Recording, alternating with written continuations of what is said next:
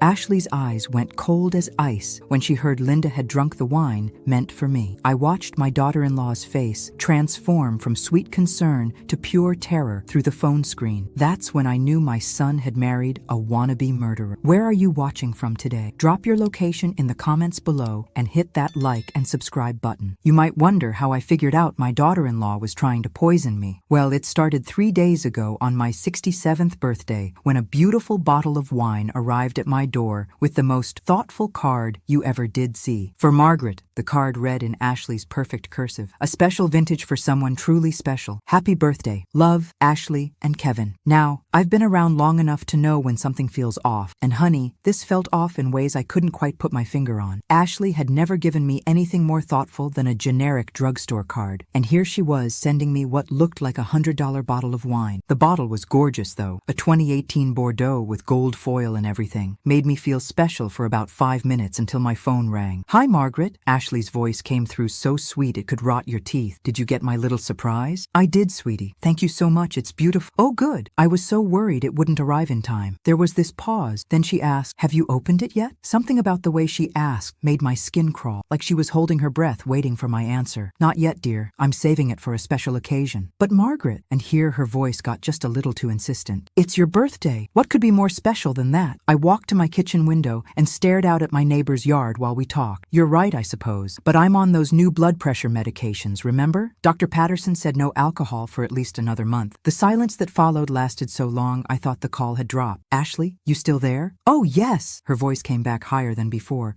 I forgot about the medication. How silly of me. But something in her tone told me it wasn't silly at all. It was calculated. Well, I said, testing the waters, maybe I could serve it when Linda comes by tomorrow. She's been wanting to try some good wine since her divorce. The sound Ashley made could barely be called human, more like a wounded animal. Linda? Your neighbor Linda? No, sweetie. Linda Morrison, your mother. She's coming by for lunch tomorrow, remember? Dead silence. Then, my mother? When did you invite my mother? Yesterday, when she called. She wanted to see how I was doing after Kevin's business trip. Such a sweet woman, your mother. Margaret, listen to me. Ashley's voice had changed completely. All the sweetness was gone. Don't give that wine to my mother. Why on earth not? It's a very expensive bottle. Very rare. I'd hate for it to be wasted on someone who doesn't appreciate fine wine. The audacity of this woman, calling her own mother someone who doesn't appreciate fine wine. But more than that, the desperation in her voice was unmistakable. Oh, Ashley, I'm sure Linda would appreciate good wine just fine. Besides, what kind of host would I be if I didn't share a birthday gift? Margaret, please. Now she was practically begging. I'd really prefer if you saved it for a special family dinner. When Kevin gets back from his trip, we could all enjoy it together. That's sweet, dear. But Linda's coming tomorrow, and I already promised her we'd celebrate my birthday properly, with good wine and good company. I hung up before she could say another word. That night, I sat in my living room staring at that bottle. Beautiful thing, really. Shame it was probably meant to kill me. The next morning, Linda Morrison arrived at my door, carrying a bouquet of daisies and wearing her best blue dress. At 61, Kevin's mother-in-law was everything her daughter wasn't. Genuine, kind, and completely unaware that her only child had apparently inherited some very dark tendencies. Margaret, happy belated birthday! She hugged me tight, smelling like the lavender soap she'd used for 30 years. Thank you, dear. Come in, come in. I have something special to share with you. We settled in my kitchen with turkey sandwiches and fresh fruit. Linda chattered about her new job at the library, her book club, and how proud she was of Ashley's recent promotion at the insurance company. She's really found her calling in risk assessment, Linda said, not knowing how true those words were. Speaking of Ashley, I said, reaching for the wine bottle I'd placed on my counter. She sent me this beautiful bottle for my birthday. I thought we could share a glass. Linda's eyes lit up. Oh my, that is lovely. Ashley has such good taste. I opened the bottle carefully, poured 2 generous glasses, and handed one to Linda. The wine was a deep ruby color. Beautiful, really. To good friends and second chances, I said, raising my glass. To good friends, Linda echoed. I watched her take a sip, then another, then finish half the glass while telling me about her grandson's soccer game. My phone rang exactly 23 minutes later. Ashley's panicked voice came through the speaker, loud enough for Linda to hear. Margaret, did you drink the wine yet? Well, hello, Ashley. Actually, I'm having lunch with your mother right now. Is she there? Put me on speaker. I looked at Linda,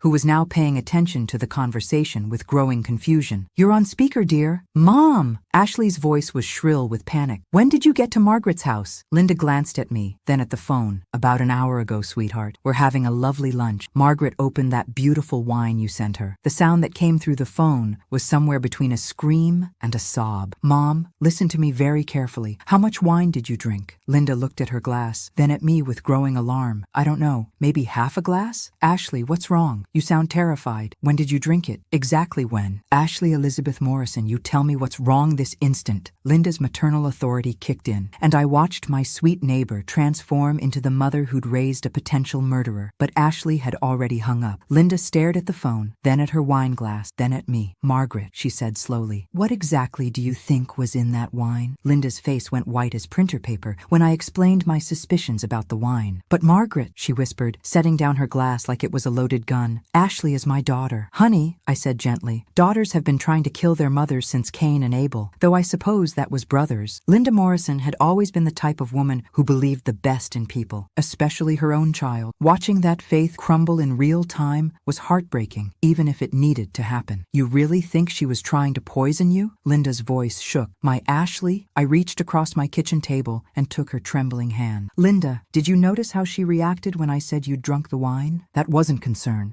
That was panic. Linda pulled out her phone with shaking fingers. She's calling me back. Don't answer it yet, I said quickly. First, we need to figure out how you're feeling. Any dizziness? Nausea? Strange tastes? Linda considered this carefully. Actually, I do feel a little queasy, but I thought it was just nerves from Ashley's strange phone call. My blood ran cold. We're calling poison control. Now, Margaret, wait. What if we're wrong? What if there's another explanation? I stood up and grabbed my phone. Linda, your daughter asked when you drank the wine, how much you drank, and she sounded like someone whose murder plan had gone sideways. There is no other explanation. While I dialed poison control, Linda's phone buzzed with a text from Ashley. Mom, I need to know exactly what time you started drinking the wine. This is urgent. Linda showed me the message. She's never been this frantic about anything in her life. The poison control operator was professional and thorough. After describing the situation and Linda's symptoms, she advised us to get to the emergency room immediately for blood tests and to bring the wine bottle if possible. The good news, the operator explained, is that if she's only had half a glass and it's been less than an hour, we can likely treat whatever was added to the wine before it causes serious harm. As I drove Linda to the hospital, her phone kept buzzing with increasingly desperate messages from Ashley. Please call me back, Mom. I need to know exactly how you're feeling. Did you finish the whole glass? Mom, please call me. This is an emergency. At the hospital, Dr. Patricia Williams took our situation seriously. Mrs. Morrison, she said to Linda, we're going to run a full toxicology panel and keep you under observation for the next few hours. Mrs. Henderson, she turned to me, you did the right thing bringing her in immediately. While Linda was being examined, I sat in the waiting room making some calls of my own. My nephew Danny works for the county sheriff's department, and he owed me a favor from when I helped his mother through her cancer treatment. Aunt Margaret, what's going on? Danny, I need you to listen carefully and not ask too many questions right away. I explained the situation as clearly as I could. Danny, bless him, took me seriously from the first word. We'll need to test the wine bottle, he said. Can you bring it to the station tonight? Of course, but Danny, what if I'm wrong? What if there's an innocent explanation? Aunt Margaret, you've never been the dramatic type. If you think someone tried to poison you, that's good enough for me to investigate. 2 hours later, Dr. Williams came back with Linda's test result. Well, Mrs. Morrison, you're going to be fine, but you were right to come in. She held up a clipboard with numbers I couldn't understand. We found traces of antifreeze in your blood, specifically ethylene glycol. Linda gasped. Antifreeze? But it didn't taste like anything unusual. Ethylene glycol has a sweet taste that can be masked by wine, Dr. Williams explained. The amount in your system suggests there was probably about 2 tablespoons mixed into that bottle. If you had consumed the entire bottle, it could have been fatal. My hands started shaking. Ashley had actually done it. She had actually tried to poison me. Doctor, I asked, how long would it take for symptoms to become serious if someone drank a full glass of this mixture? Depending on body weight and overall health, probably 6 to 12 hours before the person would need emergency medical intervention. intervention. By 24 hours without treatment, it could cause kidney failure, respiratory distress, and potentially death. Linda was crying now, quiet tears that broke my heart. Mrs. Henderson, Dr. Williams continued, I have to ask, do you have any idea why someone would want to harm you? I thought about my life. At 67, I was healthy, financially comfortable, and generally well-liked in my community. I owned my house outright, had a decent pension from my 30 years teaching high school English, and about $200,000 in savings that I'd planned to leave to Kevin someday. That's when it hit me. My will, I said quietly. I recently updated my will. Linda stopped crying and looked at me. What did you change? Kevin and Ashley know they're my primary beneficiaries, but last month, after Ashley made some very cruel comments about my neighbor Mrs. Patterson's medical expenses, I added a clause. If anything happens to me under suspicious circumstances, the money goes to charity instead. Dr. Williams raised an eyebrow. You suspected someone might try to harm you? Not consciously, but Ashley has been asking a lot of questions lately about my finances, my health, my daily routine. I thought I was being paranoid. My phone rang. Kevin's number. Mom! His voice was frantic. Ashley told me what happened. Is Linda okay? She said there was something wrong with the wine. Interesting. Ashley had called her husband, but somehow failed to mention she was the one who'd sent the wine in the first place. Kevin, your wife sent me that wine for my birthday. Silence. Kevin? You there?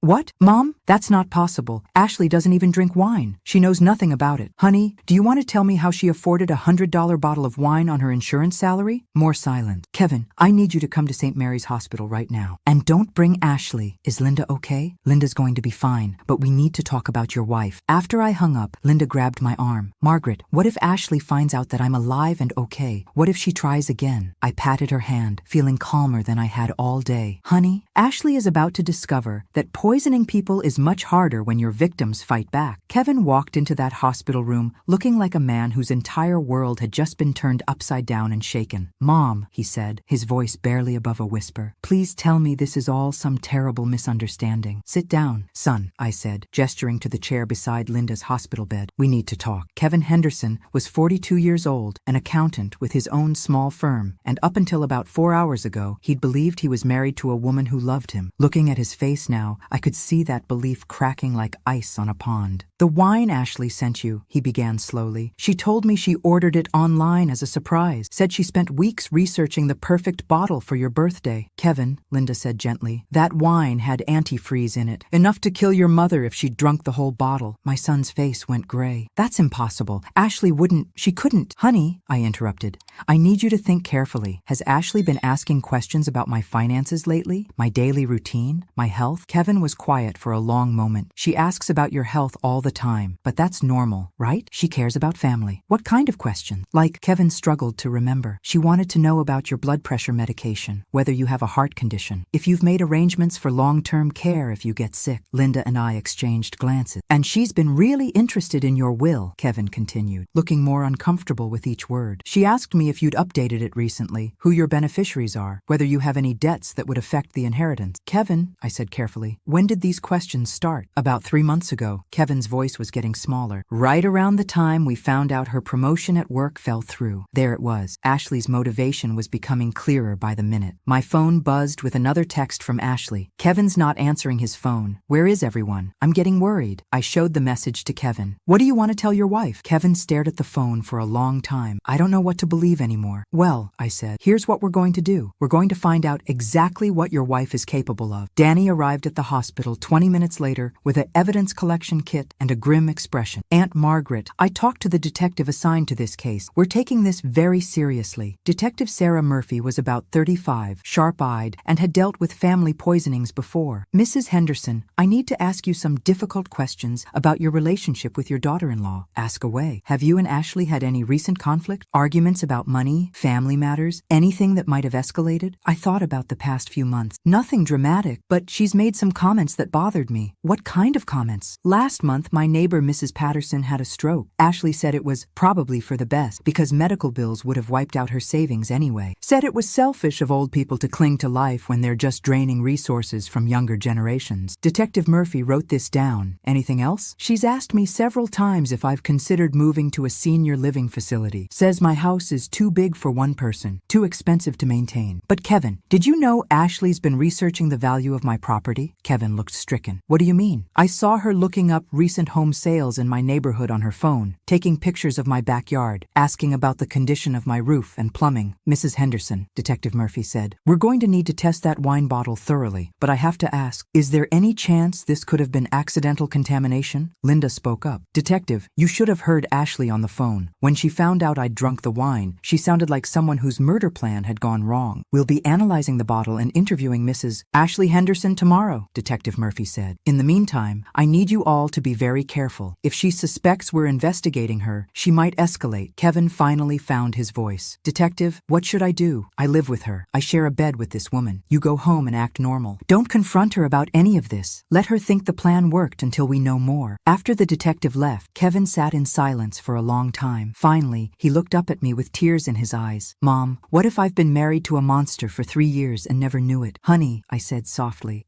sometimes the people we love are capable of things we can't imagine. The question is, what are you going to do about it? Kevin's phone rang. Ashley's name lit up the screen. Answer it, I told him. And remember, you don't know anything yet. Kevin took a shaky breath and answered, Hey babe. Kevin, finally, where have you been? I've been so worried. How's Linda? Is she okay? The concern in Ashley's voice sounded so genuine that for a moment I wondered if we'd gotten this all wrong. Then I remembered the terror in her voice when she'd learned Linda had drunk the wine. Linda's fine, Kevin said, his voice remarkably steady. Just some kind of reaction to the wine, probably an allergy or something. Oh, thank goodness. Ashley's relief sounded real. I felt so terrible that my gift made her sick. Is she in the hospital? Just for observation. She should be going home tomorrow. And Margaret, how is she handling all this? Kevin looked at me. I nodded. She's pretty shaken up. Linda drinking her birthday wine and getting sick. It really upset her. Poor Margaret. I feel awful that my gift caused all this trouble. Maybe I should come to the hospital, bring flowers or something. No, Kevin said quickly. Then, more calmly, the doctors are limiting visitors. Too much excitement isn't good for Linda right now. Of course. Well, when you get home, I'll have dinner waiting. Your favorite lasagna. After Kevin hung up, Detective Murphy, who'd been listening, shook her head. Either she's completely innocent, or she's a very good actress. Detective, I said, tomorrow morning, when you interview Ashley, ask her one specific question. What's that? Ask her where she bought the wine. If she can't give you a specific store, receipt, or online order confirmation, you'll know she's lying. Linda squeezed my hand. Margaret, what if we're wrong about her? I squeezed back. Then we'll all feel foolish, and Ashley will have a story to tell for the rest of her life. But honey, if we're right, I didn't need to finish the sentence. If we were right, Ashley Henderson had just made the biggest mistake of her life. The next morning, I was making coffee when my doorbell rang at exactly 8:15 a.m. Through the peephole, I could see Ashley standing on my porch, holding a bouquet of yellow roses and wearing what I call her sympathy face, that perfectly practiced expression of concern she'd perfected for family emergencies. Margaret! She wrapped me in a hug that felt like being embraced by a snake. How are you holding up after yesterday's scare? I invited her in, watching her scan my kitchen for the wine bottle. It was gone, of course, in police custody, but she didn't know that yet. I brought these to brighten your day, she said, handing me the roses. And I wanted to apologize again for the wine making Linda sick. That's very thoughtful, dear. Coffee? Please. I poured 2 cups, noting how Ashley kept glancing toward my kitchen counter, where the wine bottle had been sitting yesterday. Ashley, I said casually, Detective Murphy from the Sheriff's Department wants to ask you a few questions about the wine. Just routine when someone has a medical reaction to alcohol. Ashley's hand froze halfway to her coffee cup. Detective, isn't that a bit much for a simple allergic reaction? Apparently, it's standard procedure when someone ends up in the emergency room. I see. Ashley set down her cup without taking a sip. What kind of question? Oh, probably just where you bought it, when you ordered it, that sort of thing. The silence that followed was so complete, I could hear my refrigerator humming. Actually, Ashley said slowly, I'm not sure I kept the receipt. That's okay, dear. I'm sure you remember which store you went to. Another long pause. It was online. I ordered it online. Which website? Ashley was starting to look like a deer caught in headlights. I don't remember the exact name. One of those wine retailer sites. They all look the same. I nodded sympathetically. Well, it'll be on your credit card statement. The detective can help you look it up. Ashley stood up abruptly. You know what, Margaret? I just remembered I have a dentist appointment this morning. Rain check on the coffee? Of course, dear. Detective Murphy said she'd be calling you later today anyway. After Ashley left, practically running to her car, I called Danny at the sheriff's office. She's spooked, I told him. Couldn't give me a straight answer about where she bought the wine. Good. When people start lying, they usually make mistakes. Detective Murphy will interview her this afternoon. At 2 p.m., my phone rang. Kevin. Mom, Ashley just got back from the sheriff's office and she's acting really strange. Strange how? She's packing a suitcase. Says her sister in Phoenix needs her to come help with some family emergency. But Mom, Ashley doesn't have a sister in Phoenix. Phoenix. She doesn't have any sibling. My blood went cold. Kevin, where are you right now? At my office. Ashley called and told me about the trip. Said she'd be leaving tonight. Don't go home alone. Call Detective Murphy right now. Mom, you're scaring me. Good. You should be scared. Ashley is running, which means she knows we're on to her. I called Detective Murphy myself as soon as I hung up with Kevin. Mrs. Henderson, we need to talk, Detective Murphy said. Your daughter-in-law just lied to me for 45 minutes straight. About the wine? About everything. She claimed she bought it at a wine shop in Springfield, but when I called the shop, they've never heard of her. She said she paid cash, but couldn't explain why she drove 2 hours to buy wine in a different city. And when I asked for her phone to check online order confirmations, she said she'd lost it. Kevin says she's packing to leave town. I figured she might try that. We've got units watching her house. If she tries to run, we'll arrest her. But Detective Murphy underestimated Ashley's desperation. At 4 p.m., Kevin called me crying. Mom, she's gone. What do you mean gone? I came home and the house is empty. Her clothes, her car, everything. She left a note saying she couldn't handle being accused of something she didn't do. Kevin, call Detective Murphy immediately. I already did. They're putting out an APB. But Mom, if she really did try to poison you, and now she knows we're investigating. Kevin didn't need to finish the sentence. A woman desperate enough to poison her mother-in-law was desperate enough to try again. That evening, Linda came over to stay with me. Margaret, I can't stop thinking about something. What's that, honey? When Ashley was asking me all those questions yesterday about when I drank the wine, how much I drank, she sounded like she was calculating something. Calculating what? Like she was trying to figure out if I'd consumed enough to die. We sat in my living room with the curtains drawn and the doors locked, waiting for Detective Murphy to call with news about Ashley's whereabouts. Linda, I said around 9 p.m., I need to tell you something. What? This wasn't her first attempt. Linda turned to stare at me. What do you mean? 3 weeks ago, I got food poisoning after Ashley brought me homemade cookies. Spent 2 days sicker than I'd ever been in my life. At the time, I thought it was just bad luck. Margaret, why didn't you tell me this earlier? Because I didn't want to believe it myself. But now, my phone rang. Detective Murphy. Mrs. Henderson, Ashley's car was found abandoned at the bus station in Springfield. We're checking security cameras and bus schedules, but she's got at least a 6-hour head start. Detective, what does this mean for my safety? It means Ashley Henderson is now a fugitive suspected of attempted murder, and fugitives sometimes do desperate things. After I hung up, Linda and I looked at each other. What do we do now? Linda asked. Now, I said, we wait, and we hope Ashley is smarter than she's proven to be so far. But deep down, I knew Ashley wasn't done with me. Women like her don't give up easily. They just get more dangerous. The call that changed everything came at 6:30 a.m., exactly 3 days after Ashley disappeared. Detective Murphy's voice was tight with urgency. Mrs. Henderson, we need you to come to the station immediately. We've discovered something about your daughter-in-law that changes the scope of this investigation. Linda drove me to the sheriff's office, both of us silent and tense. Detective Murphy met us at the entrance, her expression grim. Mrs. Henderson, before I show you what we found, I need to ask you about Ashley's previous marriage. I blinked, confused. Previous marriage? Ashley was never married before Kevin. Detective Murphy exchanged glances with another officer. Ma'am, Ashley Henderson was married twice before she met your son. Her first husband died of sudden heart failure at age 34. Her second husband died of kidney failure at 38. The words hit me like a physical blow. Linda grabbed my arm to steady me. That's impossible, I whispered. Ashley told us Kevin was her first serious relationship. Mrs. Henderson, both deaths were initially ruled natural causes. But after we started investigating the wine incident, we contacted police departments in Ashley's previous town. They're reopening both cases. Detective Murphy led us to a conference room where files and photographs were spread across a large table. Meet Thomas Bradley and Marcus Chen, she said, pointing to photos of 2 men, husband number 1 and husband number 2. I stared at the pictures. Both men were handsome, successful looking, and appeared to be in their 30s. What happened to them? Thomas died in 2018 in Nevada, sudden heart failure. No history of heart problems, but Ashley inherited his life insurance policy and his house. Marcus died in 2020 in Colorado, kidney failure. Again, no previous kidney issues, but Ashley was the sole beneficiary of his estate. Linda made a small sound of distress. How much money are we talking about? Between both men, approximately $800,000 in life insurance and property. I felt sick. And no one investigated? Ma'am, she's very good at what she does. Both men were cremated quickly at Ashley's request. She moved away from both cities within months of their deaths, and she changed her name each time. Detective Murphy pulled out another file. Her real name is Ashley Marie Winters. She's been using different variations and married names for years. What name did she use when she married my son? Ashley Morrison. She told Kevin her maiden name was Morrison, right? That's why he thought Linda was her mother. Linda and I stared at each other in horror. You mean, Linda said slowly, I'm not actually Ashley's mother? No, ma'am. Ashley Morrison doesn't exist. Ashley Winters targeted your son specifically because he talked about his wealthy mother in online dating profiles. The room was spinning. I gripped the edge of the table. Detective, how long has she been planning this? Based on what we've found, she's been researching your finances and daily routine for at least 8 months. She joined Kevin's church specifically to meet him. She got a job at an insurance company specifically to learn about life insurance policies and beneficiary arrangements. Detective Murphy opened another folder. And Mrs. Henderson, there's something else. We found Ashley's laptop in her abandoned car. She turned the computer screen toward me. It showed a detailed spreadsheet with my name at the top. She's been tracking everything about you. Your sleep schedule, your shopping habits, your doctor appointments, your medication routine. Look at this column. It's labeled Opportunities. I read the entries with growing horror. Tuesdays, grocery shopping alone, usually 2 to 4 p.m. Thursdays, garden work, drinks from hose outside. Saturday mornings, walks alone in park. Takes medication with breakfast every day. She was looking for ways to poison me, I said quietly. Yes, ma'am. And according to these notes, the wine was plan number 4. What were the other plans? Detective Murphy hesitated. Contaminated water hose, poisoned food left on your doorstep, and something she labeled medication switch. Linda was crying now. Margaret, what if you hadn't been suspicious of the wine? What if I hadn't come over that day? I thought about how close I'd come to drinking that wine myself, how Ashley's voice had sounded when she thought her plan had worked. Detective, where is Ashley now?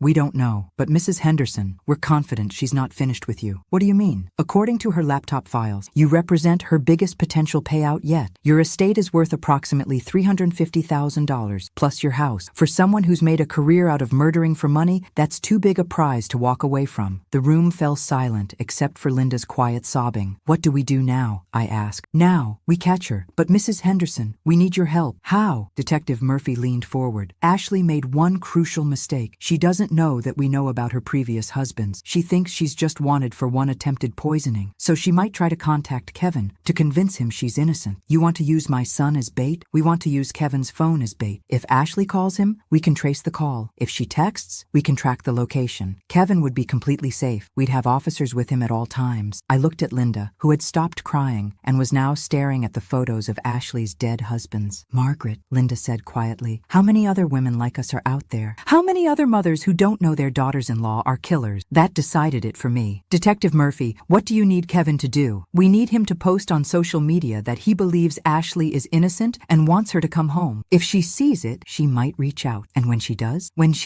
we'll be ready for her. But as we left the sheriff's office that morning, I couldn't shake the feeling that Ashley Henderson, or Ashley Winters, or whatever her real name was already one step ahead of us. Because women who make a living murdering husbands don't stay amateurs for long. Kevin posted that Facebook message at exactly 2 p.m. on Thursday. And I have to say, watching my son pretend his wife wasn't a serial killer took more acting talent than I knew he possessed. Missing my beautiful wife, he wrote. Ashley, please come home. I know you didn't do anything wrong. We can work through this misunderstanding together. Detective Murphy and I watched from her computer as Kevin hit share. Within minutes, the post had dozens of comments from concerned friends and family members. Now we wait, Detective Murphy said. But I've never been good at waiting, especially when someone's been trying to murder me for sport. Detective, I have an idea. Mrs. Henderson, please don't tell me you want to put yourself in danger. Honey, I said, I'm 67 years old and someone's already tried to poison me. How much more danger can I be in? That afternoon, I drove to Kevin's house where 3 unmarked police cars were positioned around the neighborhood. Kevin answered the door, looking like he hadn't slept in days. Mom, what are you doing here? The police said to stay away until they catch Ashley. Kevin, that woman has murdered 2 husbands and tried to kill me. I'm not hiding in my house like a scared rabbit. I walked past him into the living room where I'd shared so many family dinners, never knowing I was breaking bread with a killer. Besides, I added, settling into Ashley's favorite chair, I want to see where she's been planning my murder. Detective Murphy arrived 20 minutes later, clearly annoyed that I'd ignored her advice. Mrs. Henderson, this isn't a game. You're right, Detective. It's not a game. It's my life. And I'm tired of other people making decisions about it. Kevin brought us coffee in the mugs Ashley had picked out, white ceramic with little blue flowers. Looking at them now, I wondered if she'd considered poisoning my coffee too. Kevin, I said, show me Ashley's desk. Kevin led us to the spare bedroom Ashley had converted into a home office. The desktop computer was gone, taken as evidence, but her filing cabinet remained. Did the police go through all of this? I asked. They took most of it, Kevin said, but they left the household stuff. I opened the bottom drawer and found exactly what I was looking for, Ashley's personal address book. Detective Murphy, look at this. The address book was meticulously organized, but what caught my attention was a section labeled References, with names and phone numbers I didn't recognize. Kevin, do you know who these people are? Kevin looked at the names. I've never seen these before. Detective Murphy was already pulling out her phone. I'll run these names through our database, but I had a different idea. Detective, what if we call them, see what they have to say about Ashley? Mrs. Henderson, that could compromise the investigation, or it could give us information we need to catch her. Against Detective Murphy's better judgment, we called the first number listed under Sarah Williams. Hello? A woman's voice answered. Hi, this is Margaret Henderson. I'm trying to reach someone who might know Ashley Morrison. The silence that followed was so long, I thought the call had dropped. Ma'am, the woman finally said, are you calling about Ashley because she's done something to hurt someone in your family? Detective Murphy grabbed the phone and put it on speaker. This is Detective Murphy with the county sheriff's office. Who am I speaking with? My name is Sarah Williams. Ashley Morrison was married to my brother Marcus Chen for 8 months before he died. Detective Murphy and I looked at each other with excitement. Mrs. Williams, we're investigating Ashley for attempted murder. Could you tell us about your brother's death? Detective, Marcus was perfectly healthy. 38 years old, ran marathons, never had a sick day in his life. Then he married Ashley, and within 6 months, he was complaining of constant headaches, nausea, and fatigue. Did he see a doctor? Ashley convinced him it was stress from work. She said doctors were expensive and he just needed to rest more. She made him special teas, cooked all his meals, took care of him like a devoted wife. I felt sick listening to this. Mrs. Williams, what happened in the end? Marcus died of kidney failure on a Tuesday morning. Ashley found him collapsed in their bathroom. She was hysterical, such a grieving widow. The doctor said sometimes these things just happen. Was there an autopsy? Ashley said Marcus wouldn't have wanted his body disturbed. She had him cremated 2 days later. By Friday, she was meeting with insurance adjusters. Detective Murphy was taking notes furiously. Mrs. Williams, did Ashley ever ask about Marcus's family? His inheritance? His account? She asked a lot of questions about our family's finances. Wanted to know if Marcus had any debt, any obligations to relatives. She seemed relieved when we told her Marcus was pretty much on his own financially. After we hung up, Kevin was staring at the phone in horror. Mom, this is exactly how she was acting with me. Asking about your health, your money, your daily routine. Kevin, I said gently. She was studying me like a science experiment. Detective Murphy's phone buzzed. Kevin, Ashley just responded to your Facebook post. Kevin's hands shook as Detective Murphy handed him the phone. The message was simple. Meet me at Miller's Pond tonight at 8 p.m. Come alone. I can explain everything. That's where you had your first date, I said to Kevin. She's trying to use sentiment to manipulate him, Detective Murphy observed. Kevin, I said, you're not going to that pond alone. Mom, I have to. If this is the only way to catch her. Honey, women who murder 3 husbands don't usually stop at attempted murder of mothers-in-law. Detective Murphy was already making calls, arranging surveillance teams and backup officers. Kevin will wear a wire, she explained. We'll have snipers positioned in the woods around the pond. If Ashley tries anything, what if she sees the police? Kevin asked. She won't, Detective Murphy assured him. But Kevin, you need to understand. Ashley is desperate now. Desperate people do unpredictable things. As evening approached, I found myself thinking about Ashley's other victims. Marcus Chen, who died thinking his wife was taking care of him. Thomas Bradley, whose heart failed while Ashley cashed in his life insurance policy. And then I thought about Kevin, my only son, walking into the darkness to meet a woman who had probably been planning his death since their wedding day. Detective Murphy, I said, I need to ask you something. What's that? When this is over, when Ashley is in prison, how do we live with knowing we shared holiday dinners with a killer? How does Kevin get over being married to someone who was plotting his murder? Detective Murphy looked at me with sympathy. Mrs. Henderson, you survived. That's what matters. Everything else, you figure out one day at a time. At 7:45 p.m., Kevin left for Miller's Pond, wearing a wire and carrying more courage than any son should need. And I sat in my living room with Linda, watching the clock and praying that Ashley Henderson's killing spree was finally about to end. At 8:17 p.m., Kevin's voice came through Detective Murphy's radio so clearly I could hear him breathing. I'm at the pond, he whispered. I don't see her yet. Miller's Pond was where Kevin had proposed to Ashley 2 years ago, where they'd had picnics and romantic evening walks. Now it felt like a trap waiting to be sprung. Copy that, Detective Murphy's voice crackled back. Stay calm. We've got you covered. Linda and I sat in the police surveillance van parked half a mile away, listening to every word through Kevin's hidden microphone. My hands were shaking so badly I could barely hold my coffee cup. Kevin! Ashley's voice suddenly came through the radio, and hearing it made my skin crawl. Thank God you came. Ashley, where have you been? Everyone's been looking for you. I had to run, baby. They think I tried to poison your mother. It's insane. I wanted to scream. The woman had literally tried to murder me and was still playing innocent. Ashley, Kevin's voice was carefully controlled. Just tell me what happened with with the wine. Kevin, I bought that wine as a special gift for your mother. I had no idea it would make Linda sick. Maybe the bottle was contaminated at the store or during shipping. I don't know. Then why did you run? There was a pause. Through the radio, I could hear water lapping against the shore. Because I was scared, Ashley said, and I had to admit she sounded genuinely frightened. When the police started asking questions, treating me like a criminal, Kevin, you know me. You know I could never hurt anyone. I want to believe you, Kevin said. Then believe me. Come home with me tonight. We'll figure this out together. Detective Murphy motioned to her team. 3 unmarked cars slowly moved into position around the pond. Ashley, Kevin said, there's something I need to ask you. Anything. The police told me about your previous marriages. The silence that followed was so complete I thought the radio had malfunctioned. Kevin, what are you talking about? Thomas Bradley, Marcus Chen, your first 2 husbands. Kevin, I don't know who told you that, but I was never married before you. You're my first husband. Ashley, they have marriage certificates, death certificates, insurance record. That's impossible. But something in Ashley's voice had changed. The sweet, concerned wife was disappearing, replaced by something colder. Kevin, Ashley said slowly, who exactly have you been talking to? Ashley, just tell me the truth, please. The truth? Ashley's laugh was sharp and bitter. The truth is that your mother is a meddling old woman who couldn't stand that her son loved someone more than he loved her. Linda grabbed my arm. Margaret, she's getting angry. Kevin, Ashley continued, your mother has been trying to break us up since our wedding day. She's never liked me, never accepted me, and now she's trying to frame me for attempted murder. Ashley, Linda was in the hospital. The wine had antifreeze in it. Then your mother put it there herself. The accusation hit me like a physical blow. Even knowing Ashley was a killer, hearing her blame me for her own attempted murder was breathtaking. That's ridiculous, Kevin said. Is it? Think about it, Kevin. Your mother updates her will to exclude me if she dies under suspicious circumstances. Then suddenly, there's a suspicious poisoning attempt that makes her look like a victim instead of a manipulative old woman who wants to control your life. I had to hand it to Ashley for a serial killer. She could think on her feet. Ashley, Kevin's voice was getting firmer. I've seen the police evidence, your computer file, the spreadsheets tracking my mother's routine. Another long silence. Kevin, how long have you been working with the police? What do you mean? You're wearing a wire, aren't you? Detective Murphy was already signaling her teams to move in. Ashley, I just want the truth. Here's the truth, Kevin. Ashley's voice was completely different now. Cold, calculating, dangerous. Your mother is worth more dead than alive. And you, my dear husband, have served your purpose. What purpose? Getting me close to her. Do you think I married you for love? Kevin, you're a boring accountant with thinning hair and no imagination. I married you because your mother has money and lives alone. The cruelty in Ashley's voice was stunning. Kevin made a small sound that might have been a sob. And Kevin, I've been putting small amounts of digitalis in your coffee for the past month. Just enough to weaken your heart gradually. In another few weeks, you would have had a nice, quiet heart attack. Grief-stricken widow Ashley would have inherited everything. Detective Murphy was shouting orders into her radio. Move in! Move in now! But then your mother had to be suspicious about the wine, Ashley continued. And now everything is ruined. Through the radio, I could hear car doors slamming, feet running, voices shouting, police! Ashley Henderson, you're under arrest. But Ashley wasn't done talking. Kevin, her voice came through clearly despite the chaos. I want you to know that Marcus begged before he died. Begged me to call 911. Begged me to help him. And I sat there and watched him suffer because his pain meant money in my account. Get away from him. Detective Murphy's voice was sharp with authority. Thomas was easier, Ashley continued, her voice eerily calm. Heart medication is simple to tamper with. One little switch of his pills and boom, massive coronary at 34. Ashley, step back and put your hands up. But Kevin, you were going to be my masterpiece. Slow digitalis poisoning, followed by your mother's tragic accident after you died. I would have been rich enough to retire from the husband-killing business. Put the weapon down. That's when I heard Kevin scream, she's got a gun! She's got a gun! The next 30 seconds were chaos. Shouting, running, what sounded like a struggle, then 2 gunshots in quick succession. Then silence. Detective Murphy, I said into the radio. What's happening? Is Kevin okay? Static. Detective Murphy, please respond. More static. Linda was crying. Margaret, what if something happened to Kevin? I stared at the radio, waiting for news, praying that my son was still alive and that Ashley Henderson's killing spree was finally over. But in my experience, women who murder for a living don't go down easy. The silence from Kevin's radio stretched for 3 minutes and 47 7 seconds. I know because I counted everyone. Then Detective Murphy's voice crackled through, and I've never been so relieved to hear anything in my life. Mrs. Henderson, Kevin is safe. Ashley has been apprehended. Linda and I cried with relief, holding each other in the back of that surveillance van, like two old women who just watched their children survive a car accident. Is she hurt? I asked, then immediately wondered why I cared. Ashley sustained a gunshot wound to the shoulder when she attempted to shoot Kevin. She's being transported to the hospital under guard. And Kevin? Shaken, but unharmed. He's being checked by paramedics as a precaution. 20 minutes later, Kevin climbed into the van, looking like he'd aged 10 years in one evening. His hands were still shaking as he hugged me. Mom, she really was trying to kill me. All this time she was poisoning my coffee. I know, honey, I know. She said Marcus begged. She watched him die and enjoyed it. I held my son while he cried, thinking about how close I'd come to losing him to a woman who collected husbands like hunting trophies. Detective Murphy joined us in the van. Kevin, we're going to need you to come to the hospital for blood tests. If Ashley has been giving you digitalis, we need to get it out of your system. Will I be okay? Digitalis poisoning is serious, but if we caught it early enough, you should recover completely with treatment. As we drove to the hospital, Detective Murphy filled us in on what they'd found at the pond. Ashley had a gun, a fake passport, and $50,000 in cash. She was planning to kill Kevin tonight and disappear forever. Why didn't she just run when she had the chance? I asked. Because Mrs. Henderson, you represent unfinished business. Ashley doesn't like loose ends. At the hospital, Dr. Williams, the same doctor who'd treated Linda, confirmed that Kevin had elevated levels of digitalis in his blood. Another week or two of exposure, and you could have had serious heart arrhythmia, she told Kevin. You're very lucky this was discovered when it was. While Kevin was being treated, Detective Murphy and I went to see Ashley. She was handcuffed to a hospital bed, her shoulder bandaged, looking for all the world like an innocent victim rather than a woman who'd murdered at least 3 people. Hello, Margaret, Ashley said when she saw me. Come to gloat? I came to understand, I said, taking the chair beside her bed. Help me understand how a person becomes someone who murders for money. Ashley studied me for a moment. You really want to know? I do. Money, Margaret. It's always about money. Do you know what it's like to grow up poor? Really poor? Eating generic cereal for dinner because that's all your mother could afford? Lots of people grow up poor, Ashley. They don't become killers, don't they? Ashley's smile was chilling. You know what I learned when I was 12 years old? That pretty girls who are smart enough to manipulate men never have to be poor again. So you decided to marry men and murder them? I decided to marry men and take what they owed me for putting up with their boring lives and mediocre sex. The coldness in her voice was breathtaking. Thomas was practice, Ashley continued. Sweet, trusting Thomas who believed I loved him. Marcus was more challenging. He was suspicious by nature. But Kevin was supposed to be my retirement fund. And me? You, Margaret, were going to be my masterpiece. A tragic accident after Kevin's untimely death. Maybe a fall down the stairs. Maybe a gas leak. I hadn't decided yet. Detective Murphy had heard enough. Mrs. Henderson, we should go. But Ashley wasn't finished. Margaret, I want you to know something. What's that? I really did respect you. You're tougher than I expected for a small-town retiree. If you'd just drunk that wine like you were supposed to, this would all be over, and I'd be in Mexico by now. Ashley, I said, standing up, I hope you spend the rest of your life thinking about how you almost got away with it. Her laugh followed us down the hospital corridor. 3 days later, I was in my kitchen making coffee when Kevin arrived, looking better than he had in months. How are you feeling? I asked. Like I've been married to a stranger for 3 years, Kevin said. Mom, how did I not see what she was? Honey, Ashley fooled everyone. Her previous husbands, their families, the police, the insurance companies. She was very good at what she did. But there had to be signs. I thought about this carefully. Kevin, did Ashley ever cook for you regularly? All the time. She said she enjoyed taking care of me. Did she ask a lot of questions about my health, my routine, my finances? Constantly. But I thought she was just interested in family. Did she ever discourage you from visiting me alone? Kevin paused. Actually, yes. She always wanted to come with me, or suggested we invite you to our house instead. She was controlling the situation, making sure she knew exactly what was happening between us. Kevin sat at my kitchen table, the same table where I'd served Ashley dinner dozens of times, never knowing she was planning my death. Mom, what happens now? Now you heal, and I heal, and we figure out how to trust people again. What about Ashley's trial? Ashley will go to prison for the rest of her life. The evidence is overwhelming. Kevin nodded, then looked at me with something like admiration. Mom, you saved my life. If you hadn't been suspicious about the wine, if Linda hadn't drunk it by accident, I corrected. We got lucky, honey. Very lucky. But as I poured Kevin's coffee, checking the container carefully out of habit, I realized something important. It wasn't just luck that had saved us. It was paying attention. It was trusting my instincts when something felt wrong. It was refusing to be polite when my life was in danger. And most importantly, it was remembering that sometimes the The people who want to hurt us look exactly like the people who claim to love us. Ashley Henderson had made one crucial mistake. She'd underestimated a 67-year-old retired school teacher, but she'd never make that mistake again. 2 weeks after Ashley's arrest, I was finally starting to sleep through the night again when Linda called me at 6:30 a.m., crying so hard I could barely understand her. "Margaret, you need to turn on Channel 7 News right now." I fumbled for the remote, and what I saw on my television screen made my blood run cold. Breaking news this morning: suspected serial killer Ashley Henderson escaped from county jail custody last night during transport to a medical appointment. The news anchor's voice continued over a photo of Ashley. Henderson, accused of murdering 3 husbands and attempting to murder her mother-in-law, overpowered a guard and fled on foot around midnight. She is considered extremely dangerous. I called Detective Murphy immediately. "Mrs. Henderson, I was just about to call you. We have units watching your house and Kevin's. Ashley is wounded and desperate. She won't get far." "Detective, how does someone escape from police custody?" "She claimed severe abdominal pain, was transported to the hospital, and somehow got hold of a scalpel from a medical cart. She wounded the transporting officer and disappeared into the woods behind the hospital. Is the officer okay? He'll recover. But Mrs. Henderson, I need you to understand something. Ashley left a message." My heart stopped. "What kind of message?" "She wrote on the hospital room wall with her own blood, 'Margaret owes me a debt.'" I sat down heavily in my kitchen chair. "What does that mean?" "It means she blames you for ruining her plans, and women like Ashley don't handle failure well." After Detective Murphy hung up, I called Kevin. "Mom, I'm coming over right now." "Kevin, the police said to stay where you are. I'm not leaving you alone when Ashley is out there." "Honey, you're safer at your house with police protection, and you're safer with family." An hour later, Kevin arrived with a suitcase and a grim expression. "I'm staying until they catch her." "Kevin, this isn't your responsibility." "Mom, she tried to kill both of us. It absolutely is my responsibility." That afternoon, Detective Murphy came by with updates that weren't encouraging. "Ashley's been spotted twice, once near the bus station, once near a pharmacy. She's probably trying to get antibiotics for her gunshot wound." "Any idea where she might be heading?" "She has contacts we don't know about, people who helped her disappear between husbands. We're working on tracing her movements over the past 5 years." "Detective," I said, "Ashley is smart and desperate. She won't just run away and forget about me." "What are you thinking?" "I'm thinking she's planning something, and I'm tired of sitting here waiting for her to try again." Detective Murphy looked alarmed. "Mrs. Henderson, please tell me you're not considering doing something dangerous." "I'm considering not living in fear in my own home." That evening, Kevin made dinner while I sat at my kitchen table thinking. Ashley had escaped specifically to finish what she'd started. The question was, how was she planning to get to me? Around 9 p.m., my phone rang. Unknown number. "Margaret." Ashley's voice was weak, but unmistakably venomous. "We need to talk." Kevin grabbed the phone to signal Detective Murphy, but I held up my hand to stop him. "Hello, Ashley. How's the shoulder?" "Painful, but not as painful as what I'm going to do to you." "Where are you?" "Closer than you think. Look out your back window." My blood froze. I moved to the kitchen window and peered out into my backyard. Nothing but darkness. "I don't see you, Ashley, because I'm not there yet, but I will be. Tonight, Ashley, there are police watching my house. I've been watching too, Margaret. I know exactly where they are. 2 cars in front, 1 officer walking the perimeter every 30 minutes. Very predictable." My hands started shaking. "Ashley had been surveilling my house while wounded and on the run. What do you want?"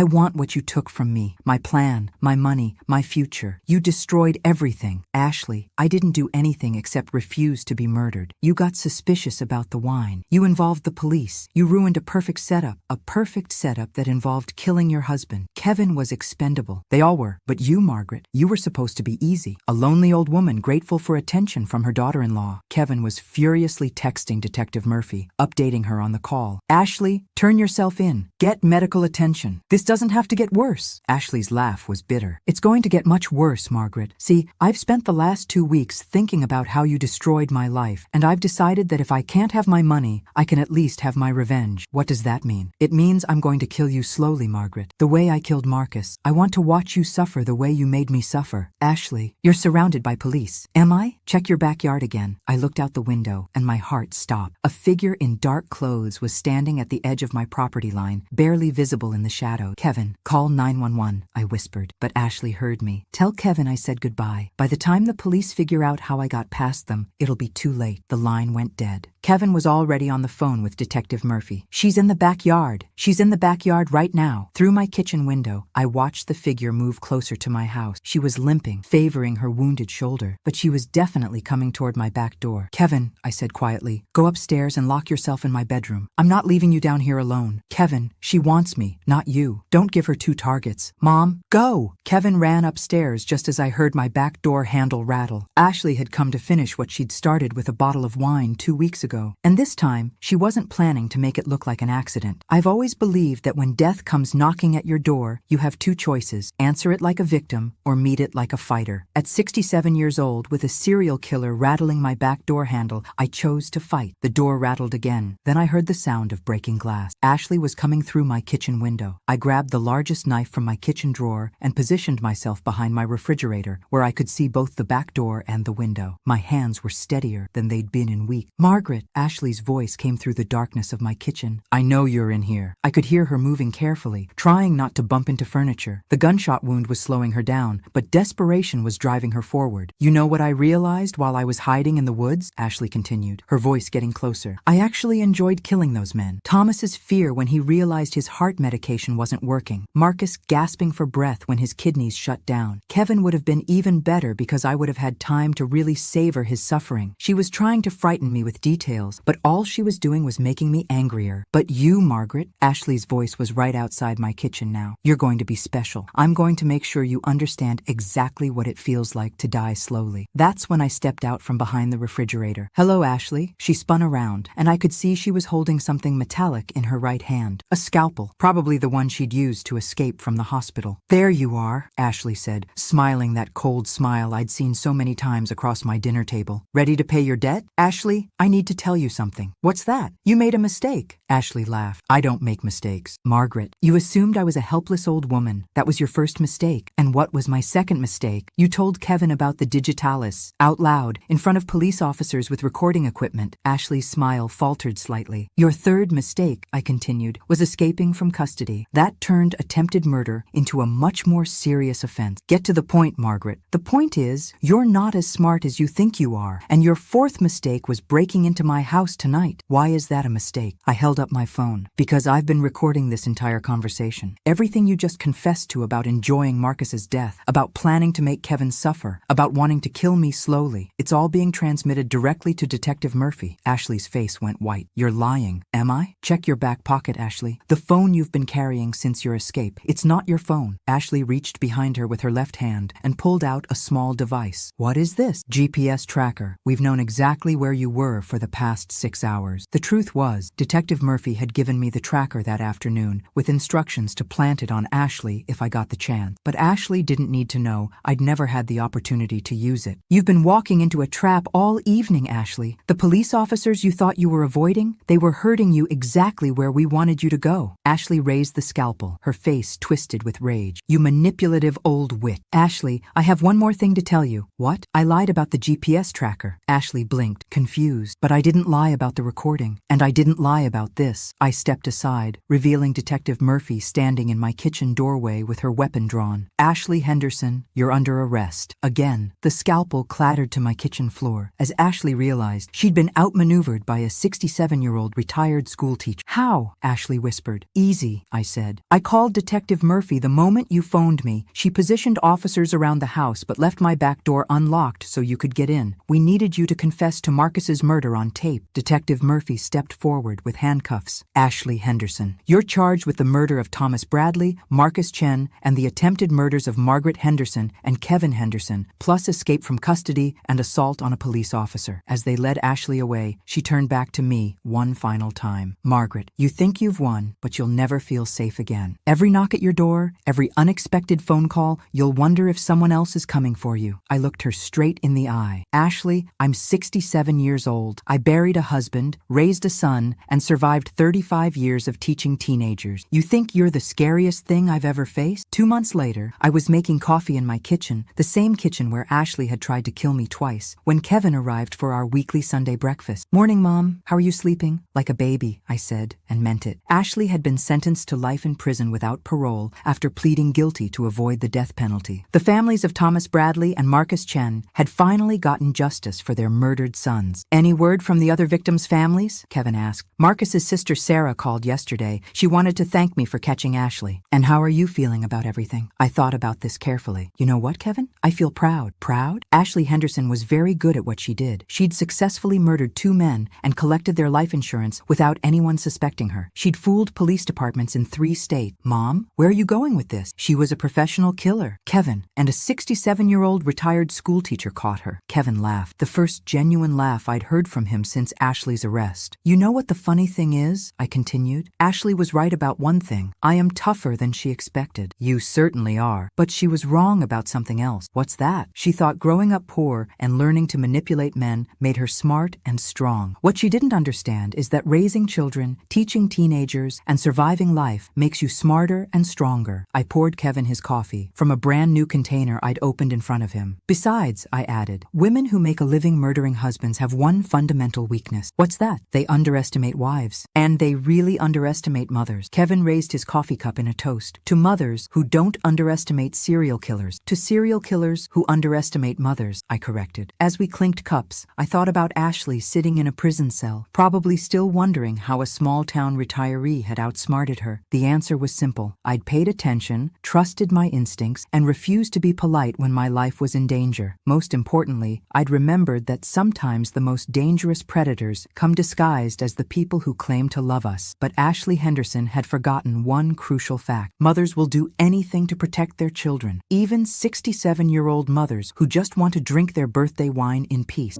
Thanks for listening. Don't forget to subscribe and feel free to share your story in the comments. Your voice matters.